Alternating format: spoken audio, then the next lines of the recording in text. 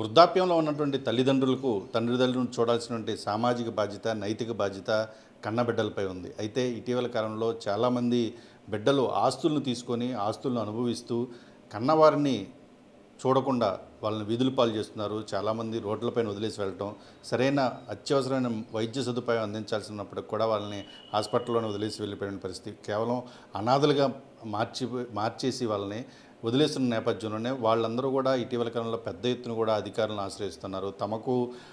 తమ ఆస్తులను అనుభవిస్తున్నటువంటి సంతానం వలన తమకు రక్షణ కల్పించాలి, తమ వేధింపులకు గురి చేస్తున్నారు. ఇలాంటి రకరకాలైనటువంటి సమస్యలు సమాజంలో పెరిగిపోతూ ఉన్నాయి. అయితే అసలు వృద్ధాప్యంలో ఉన్నటువంటి వారికి వృద్ధాప్యానికి వచ్చిన తర్వాత తమ జీవిత చరమాంకంలో లక్షల రూపాయలు, కోట్ల రూపాయలు సంపాదించి పిల్లల భవిష్యత్తు కోసం వారికి ఇచ్చిన తర్వాత వారు ఆ ఆస్తులన్నింటినీ కూడా అనుభవిస్తూ ఇప్పుడు తల్లిదండ్రులు చూడకపోతే వాళ్ళు అసలు ఎక్కడికి వెళ్ళాలి, వాళ్ళకి చట్ట ప్రకారంగా ఎలాంటి రక్షణ అవకాశాలు ఉన్నాయి? ప్రస్తుతం మనతోటి అసిస్టెంట్ డైరెక్టర్ రామ్ కుమార్ ఉన్నారు. సార్ చెప్పండి, ఏంటి పరిస్థితి? ఇలాంటి వాటిలో చట్టం ఏం చెప్తోంది? నమస్కారం అండి.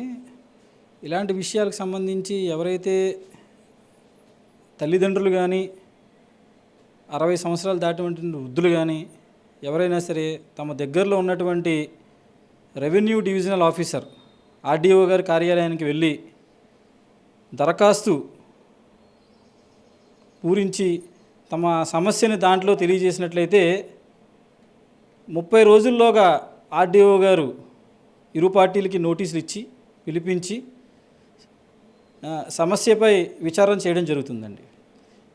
ఇక్కడ ఏదైతే ఆర్డీఓ కార్యాలయంలో వృద్ధులు సంతృప్తి చెందినట్లయితే వీళ్ళందరికీ కూడా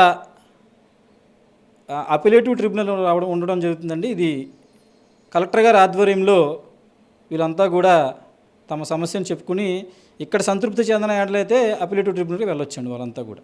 అంటే అసలు ఆ చట్టం ఏంటండి? ఆ చట్టం కల్పిస్తున్నటువంటి రక్షణ ఎలా ఉంది? సార్ ఇది 2007లో రావడం జరిగిందండి. తల్లిదండ్రులు పోషణ మరియు సంరక్షణ చట్టం సార్ ఇది. దీనికి సంబంధించి ఏదైతే తల్లిదండ్రులు వృద్ధులు ఉంటారో వీళ్ళందరూ కూడా పిల్లలు ఆస్తి రాయించుకుంటాం కానీ లేదా తల్లిదండ్రులను ఇబ్బంది పెట్టి వాళ్ళని జనరల్గా కొట్టడం, తిట్టడం ఈ రకంగా ఆస్తులు రాయించుకున్నట్లయితే వాళ్ళంతా కూడా ఆర్డీఓ గారిని కలిసినట్లయితే వాళ్ళకి అక్కడ మెయింటెనెన్స్ ట్రిబ్యునల్లో ఆర్డర్ ఇవ్వడం జరుగుతుందండి. అట్లాగే ఈ ఆర్డీఓ కోర్టులోనే మనకి కన్సిలేషన్ ఆఫీసర్ అని ఒక సీనియర్ సిటిజన్స్ కూడా నియమించడం జరిగిందండి. సీనియర్ సిటిజన్స్ అసోసియేషన్లో ఒక మెంబర్ని, సీనియర్ మోస్ట్ వాళ్ళని కూడా మనం ఇందులో నియమించడం జరిగింది. ఏదైతే వేధింపులకు గురవుతారో వేధింపులకు గురైనటువంటి తల్లిదండ్రులందరూ కూడా ఇక్కడికి ఆశ్రయం చెందినట్లయితే వాళ్ళకి 10,000 రూపాయలు జరిమానా, అంటే వాళ్ళ పిల్లలకి జరిమానా విధించి మెయింటెనెన్స్ అండి, వాళ్ళ పిల్లలకి 10,000 రూపాయలు మెయింటెనెన్స్ తల్లిదండ్రులకు ఇవ్వాల్సిందిగా ఆర్డర్ ఇవ్వడం జరుగుతుంది. అట్లాగే సెక్షన్ 23 ప్రకారం ఏదైతే తల్లిదండ్రులు పిల్లలకి గిఫ్ట్ డీడ్ రాసినట్లయితే సెక్షన్ 23 ప్రకారం కూడా వాళ్ళకి క్యాన్సిలేషన్ చేసి గిఫ్ట్ డీడ్ కూడా ఇవ్వడం జరుగుతుందండి వాళ్ళకి. అంటే ఇంకో ప్రధానమైన విషయం, ఆస్తులు రాయించుకుంటారు. ఆస్తులు రాయించుకున్న తర్వాత మీరు చెప్పినట్టు గిఫ్ట్ డీడ్ కానీ లేదా విక్రయ దస్తావేజులు కానీ ఇలా రాయించుకుంటారు. ఆ రాయించుకున్న తర్వాత మళ్ళీ రిటర్న్ ఇచ్చిన తర్వాత ఆస్తులు కనుక ఒకవేళ కొడుకులు వాళ్ళ ఆస్తి తల్లిదండ్రులకు రిటర్న్ ఇస్తే అప్పుడు ఎలాంటి బాధ్యత ఉంటుంది అటు కొడుకులకు కానీ లేదా? సార్ ఇక్కడ మనకి 2 విషయాలు సార్.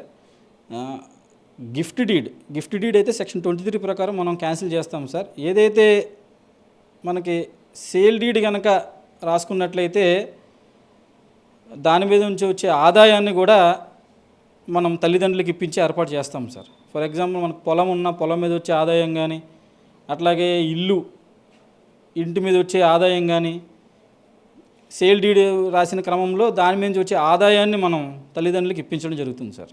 ఇటీవల కాలంలో పెద్ద ఎత్తున ఈ తరహా కేసులు పెరిగిపోతున్నాయి, వీటి సంఖ్య పెరిగిపోతున్నాయి. ఎలాంటి కేసులు వస్తూ ఉన్నాయి, వాటిని ఎలా పరిష్కరించగలుగుతున్నాం సార్? ఇటీవల కాలంలో మనకి మెయిన్గా ఈ ఆస్తికి సంబంధించిన కేసెసే మనకి ఉభయ పశ్చిమ గోదావరి జిల్లాలో ఎక్కువగా ఉండడం జరుగుతుంది సార్. దీనికి సంబంధించి మనం ఆర్డీఓ లెవెల్లోనే వాళ్ళకి పూర్తి స్థాయి న్యాయం ఇవ్వడం జరుగుతుంది.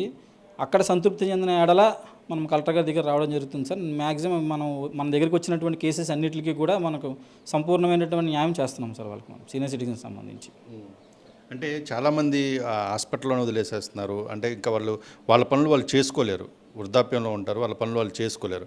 అలాంటి పరిస్థితుల్లో మీరు ఆస్తులు ఇచ్చినా కూడా, లేకపోతే ఆస్తులు రిటర్న్ ఇచ్చినా కూడా వాళ్ళకంత వాటిని కనీసం వాటి ద్వారా బెనిఫిట్ పొందే అవకాశం కూడా ఉండదు. అలాంటి వాళ్ళ పరిస్థితి ఏంటంటారు? సార్ అలాంటి వాళ్ళ పరిస్థితి సంబంధించి మన మన ఉభయ గోదావరి జిల్లాలకు సంబంధించి మనకి ఆ, సెంట్రల్ గవర్నమెంట్కి సంబంధించి ఓల్డేజ్ హోమ్స్ ఉన్నాయి సార్. సెంట్రల్ గవర్నమెంట్ ఫండింగ్తో నిర్వహించే ఓల్డేజ్ హోమ్స్ ఉన్నాయి.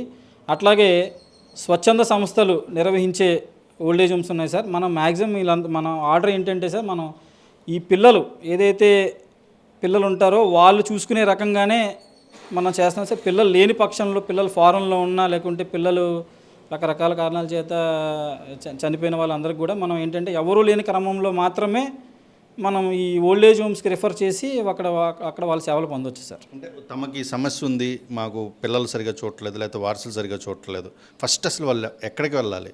ఎక్కడికి వెళ్ళి వాళ్ళు తమ అర్జీని, తమ బాధని చెప్పుకోవాలి?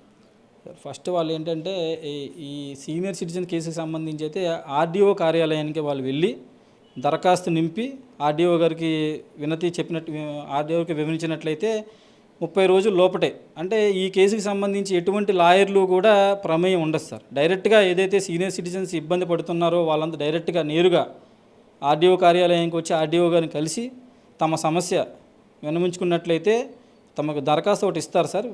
అర్జీదారుకు దరఖాస్తు ఇస్తారు. దరఖాస్తు నింపినట్లయితే 30 రోజుల్లోగా వాళ్ళు ఎవరైతే పిల్లలు చూసుకోవట్లేదు అంటున్నారో వాళ్ళకి నోటీసులు ఇచ్చి 30 రోజుల్లోగా వాళ్ళకి ఆర్డర్ కూడా ఇవ్వడం జరుగుతుంది సార్. ఇది నవమాసాలు కని పెంచి పోషించి వాళ్ళని చదివించి విద్యాబుద్ధులు చెప్పి వ్యాపారాలు లేదా ఇతర దాంట్లో వాళ్ళని సెటిల్ చేసిన తర్వాత వాళ్ళకంతటా వాళ్ళకి ఒక సొంత జీవితాలు ఏర్పడిన తర్వాత కన్న వాళ్ళు ఎవరైతే ఉన్నారో, కన్న తల్లిదండ్రులు కావచ్చు, వాళ్ళకి సంబంధించిన వ్యక్తులు కావచ్చు, వాళ్ళను చూడకుండా నడి రోడ్డు పైన వదిలేస్తే మాత్రం ఖచ్చితంగా చట్టం చూస్తూ ఊరుకోదు. వాళ్ళు వచ్చేటువంటి ఫిర్యాదు చేస్తే ఆర్డీఓ కార్యాలయంలో కనుక ఆర్డీఓ గారికి కనుక కంప్లైంట్ చేసినట్లయితే ఖచ్చితంగా దానిపైన విచారించి న్యాయం చేయడం జరుగుతుంది. అదేవిధంగా ఆస్తులు ఏవైతే ఉన్నాయో, కొడుకులకు ఇచ్చినటువంటి ఆస్తులు కావచ్చు, వారసులకు ఇచ్చినటువంటి ఆస్తులు కావచ్చు, వాటన్నిటిని కూడా మళ్ళీ తిరిగి తల్లిదండ్రులకి ఇచ్చేటువంటి అవకాశం కూడా చట్టంలో ఉందనేది చాలా స్పష్టంగా తెలుస్తూ ఉంది.